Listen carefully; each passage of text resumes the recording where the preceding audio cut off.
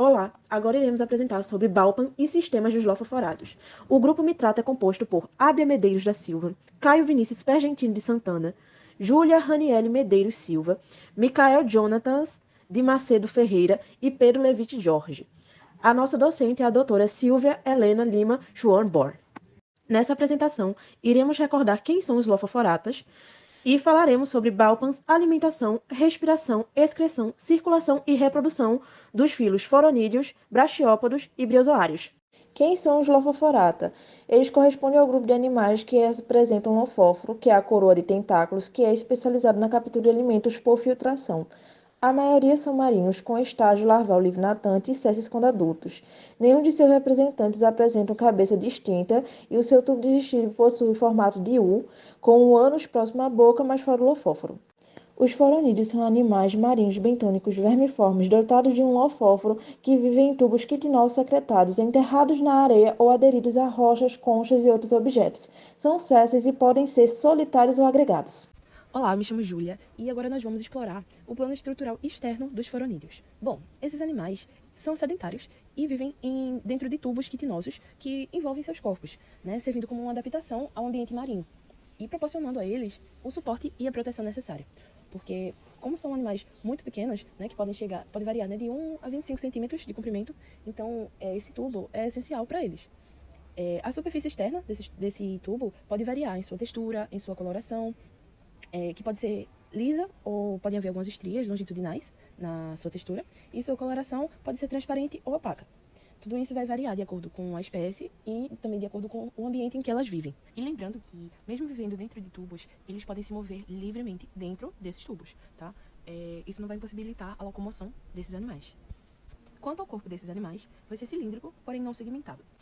Esses corpos vão ser divididos em 3 regiões, tá? Anterior, intermediária e posterior. A região anterior é chamada de prossomo ou epístoma, que é semelhante a uma aba. Já a região intermediária é chamada de mesossomo, e nela que existe o colar que abriga o lofóforo. E a última parte, a região posterior, é o metassomo. Essa região é o tronco desses animais, que, como podemos ver, é alongado, tá? E geralmente é onde se localizam os órgãos internos, como o sistema digestivo, o reprodutor, tá? E vamos ter também, por último, mas não menos importante, o pé, entre aspas, ou a base muscular, que é a parte da fixação do animal no substrato, tá? Ou ancoragem quando necessário.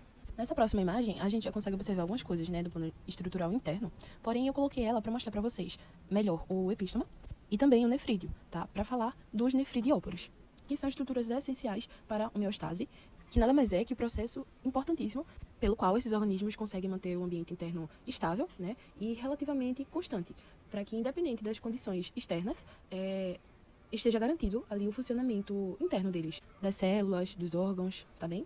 Esse processo tem o poder de eliminar os produtos da excreção, mas o que eu quero ressaltar é que é através dos nefridióporos, que são aberturas externas, que eles conseguem fazer essa eliminação. Aí todo esse processo vai ser melhor explicado no tópico de excreção, tá? Dos foronídeos, que vai ser falado mais em breve. E dando um pouco mais de atenção, ao epístoma, que a gente já consegue ver melhor nessa imagem, como eu falei para vocês, ela, que fica localizada na região anterior, tá? Ela funciona como uma tampa, que pode ser retrátil, e fica localizada acima da boca, próxima ao lofóforo, que é justamente para proteger essa abertura da boca. Entrando na parte da alimentação dos foronídeos, na dieta desses animais estão inclusas algumas algas diatomáceas, flageladas, perinidianos, pequenas larvas de vertebrados distritos. O lofóforo possui cílios que geram as correntes de água e mucos do suco alimentar que servem para prender as partículas alimentares, assim obtendo nutrientes, ou seja, eles são comedores de suspensões retidas por mucos e cílios. Possui um trato digestivo em formato de U, de forma simples e sem voltas, além de ser composto por boca, onde é levada a um curto tubo bucal, que continua para um esôfago e um pré-estômago estreito, em seguida para o intestino, onde dobra-se para cima, levando ao lofóforo, que leva ao reto e em seguida ao ânus. Na imagem ao lado, se tem uma ideia do plano estrutural dos foronídeos. Se tratando do sistema circulatório dos foronídeos, podemos dizer que ele é igual ao sistema excretor e também ao sistema respiratório. Bom, ele é composto de um vaso aferente e eferente. O aferente leva para cima o sangue, ou seja, leva para o lofóforo e seus tentáculos.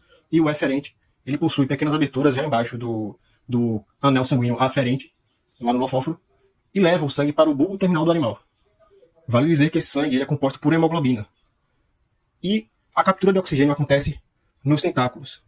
O sangue ele sofre trocas lá pelo bulbo terminal do animal e é conduzido para outros órgãos também, a partir do plexo animal, como a gente pode ver na imagem, e ele irriga outros órgãos e outras partes do animal também. Quando os resíduos finalmente estão para serem expelidos do corpo, o processo se finaliza num par de metanefrídeos situados na metacele, que se abre por um nefridióporo, que é um poro excretor, em cada lado do ânus. Nos metanefrídeos, a excreção ocorre através de células ciliadas que movimentam os resíduos metabólicos para fora do corpo. Os selenócitos são os principais órgãos excretores que filtram os resíduos do fluido corporal. O metanefrídeo, o local onde os resíduos são coletados, são estruturas tubulares que levam os resíduos para fora do corpo. Plano estrutural interno e reprodução dos foronídeos. Nos representantes dioicos, os ovos e espermatozoides são liberados na água por meio de metanefrídeos, e nas espécies incubadoras, os espermatozoides são armazenados nos espermatóforos formados nos órgãos lofoforais. Nas câmaras fundamentais ocorre a fecundação e o incubamento do ovo, e nas espécies hermafroditas a fecundação é cruzada e após a fertilização o ovo sofre clivagem. As celoblástulas sofrem glastulação por invaginação e o blastóporo origina boca. A larva livre-natante é chamada de ectinotrouxa e o seu corpo é dividido em 3 partes: o lobo anterior pré-oral, a região tentacular pós-oral e o tronco, e elas possuem um trato digestivo ativo e funcional que possibilita que ela permaneça na coluna de água por até 3 meses. A exceção é a larva de forônidos ovários, que não apresentam o estágio ectinotrouxa e têm um curto período pelágico. Os foronídeos também realizam reprodução assexuada por meio da fissão transversal e em algumas espécies o brotamento. Eles também têm a capacidade de regeneração e a partir de partes perdidas pode-se originar um novo indivíduo. Os brachiópodes possuem o corpo protegido por uma concha composta por 2 válvulas, a válvula dorsal, que está associada ao lofóforo, e a válvula ventral, que apresenta uma abertura semicircular de onde sai o pendúculo, que é responsável por fixar o animal. Agora, falando sobre o plano estrutural externo dos braquiópodes, eles possuem essa abertura peduncular, que é através dela que o pedúnculo se estende, tá? Esse pedúnculo ele é uma estrutura carnosa que é utilizada para fixação e pode variar de comprimento, de espessura, de espécie para espécie. Vamos ter também a braquiólia. Braquiólias são estruturas internas na válvula dorsal que suportam o lofóforo. E vale ressaltar que a maioria, dos braquiópodes possuem concha que varia de 1 a 5 centímetros, então são animais muito pequenos. Como podemos ver nessa próxima imagem, a superfície dessas conchas pode ser lisa, estriada ou pode haver também outras formas de ornamentação, tá? Elas podem ser feitas de quitina ou de carbonato de cálcio e fosfato. E pode haver também espinhos na superfície das valvas. Nos braquiópodes articulados, eles possuem uma charneira bem mais desenvolvida, que podem possuir dentes, cavidades e, com isso, eles têm uma articulação mais firme entre as valvas. Já nos inarticulados, eles não possuem essa charneira bem desenvolvida. As valvas, elas vão estar juntinhas por músculos e outros mecanismos, sem essa articulação mais rígida. Entrando nos braquiopódios, a alimentação, a maioria dos alimentos consumidos pelos braquiopódios é digerível, com muito pouco resíduo sólido produzido. O lofóforo dos braquiopódios se diferencia por estarem sempre contidos dentro da concha e serem imóveis. Eles capturam partículas de alimento e levam para a boca por meio de sucos branquiais ao longo dos tentáculos. O alimento passa pela boca, faringe muscular, que é a garganta, e esôfago, todos revestidos por cílios e células, que secretam bulbo e enzimas digestivas. A parede do estômago possui secos ramificados, bolsas, onde o alimento é digerido principalmente dentro das células. Ao lado você pode ver uma figura que ilustra o plano estrutural interno desses animais. Nos braquiópodos, o sistema circulatório é aberto, tendo o transporte de oxigênio sendo realizado pelo celoma. Ele possui um coração localizado acima do intestino, como se pode ver na imagem, apontado pela seta, bem ali. É pequeno, de fato. De onde saem vasos para irrigar o lofóforo, o trato digestório, músculos, gônadas, nefrídeos e todo o resto do corpo. Vale dizer que as trocas gasosas ocorrem exclusivamente pelo lofóforo e pelos lobos do manto, que absorvem oxigênio e eliminam dióxido de carbono. Nos braquiópoda, a excreção ocorre principalmente através de metanefrídeos, que são canais tubulares que funcionam como órgãos excretores. Os metanefrídeos têm um funil ciliado, chamado de nefrostoma, que coleta e transporta os resíduos do celoma para serem excretados. Também pode ocorrer por difusão direta pela superfície corporal em algumas espécies, para liberar a amônia, por exemplo. Na parte da respiração dos braquiopódios, o lofóforo e o manto são as únicas superfícies que absorvem oxigênio e eliminam dióxido de carbono. O oxigênio parece ser distribuído pelo fluido do celoma, que é circulado através do manto, impulsionado por contrações de revestimento do celoma ou pelo batimento de seus cílios. Em algumas espécies, o oxigênio é parcialmente transportado pelo pigmento respiratório hemeretina, que é transportado em células celomócitos. O consumo máximo de oxigênio dos braquiopódios é baixo e sua necessidade mínima não é mensurável. Plano estrutural interno e reprodução dos braquiópodos. Não ocorre reprodução assexuada, são espécies gonocoríticas. As gônadas são responsáveis pelo desenvolvimento dos gametas e a maioria das espécies possuem 4 gônadas, 2 em cada válvula. Os gametas maduros flutuam no celoma principal e depois vão para dentro da cavidade através da nefrídeos, que se abrem em cada lado da boca.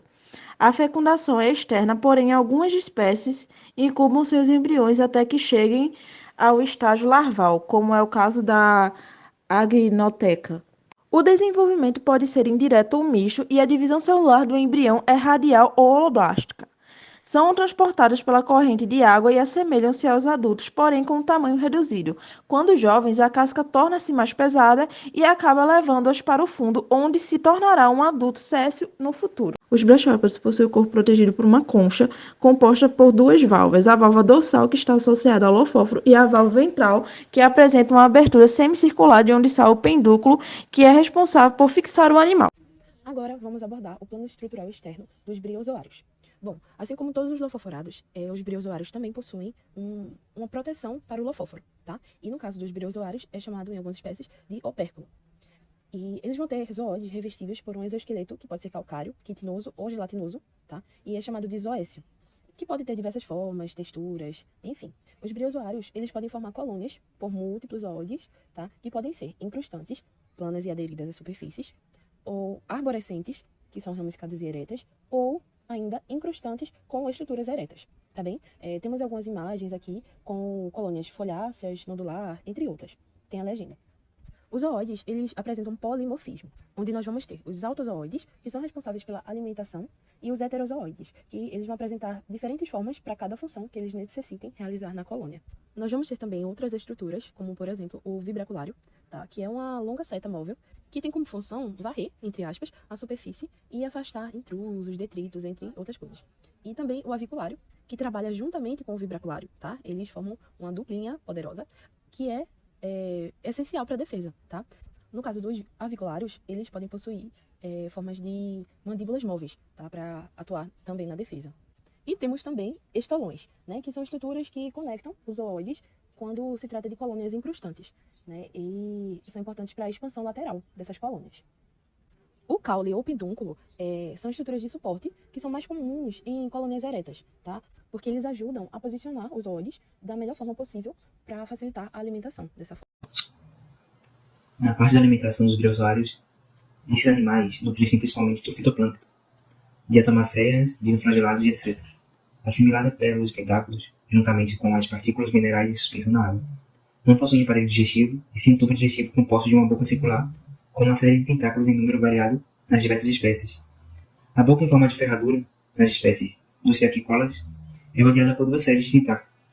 Em seguida, uma faringe, esôfago, moela, estômago em formato de U, intestino, reto e ânus. Nos briozoários, o sistema circulatório é inexistente, e o transporte de metabólitos ocorre por difusão, ou seja, de célula a célula. Após a ingestão pelo autozoide, ocorre o transporte interpolipidal, ou seja, entre os zoóides adjacentes ou irmãos dele, da colônia. Vale dizer que não possuem também hemoglobina ou nenhum outro pigmento respiratório. Nos briozoa, a excreção é um pouco diferente, devido ao pequeno tamanho. Não possuem órgão escritor especializado, como nos anteriores abordados. As substâncias e partículas indesejadas são acumuladas na forma de grãos escuros, chamados de corpos marrons. Esses corpos se deformam e intoxicam o polipídio, que é uma câmara com células especializadas em excreção, e o gânglio nervoso. Entrando na parte da respiração dos briozoários, eles não possuem sistema respiratório. As trocas de oxigênio são também realizadas pela circulação de água no interior do zoóide, durante a produção e expulsão do lofóforo e pela membrana frontal. Na presença da parede calcária, a água penetra pelos poros da parede, frontais e laterais. Plano estrutural interno e reprodução dos briozoários.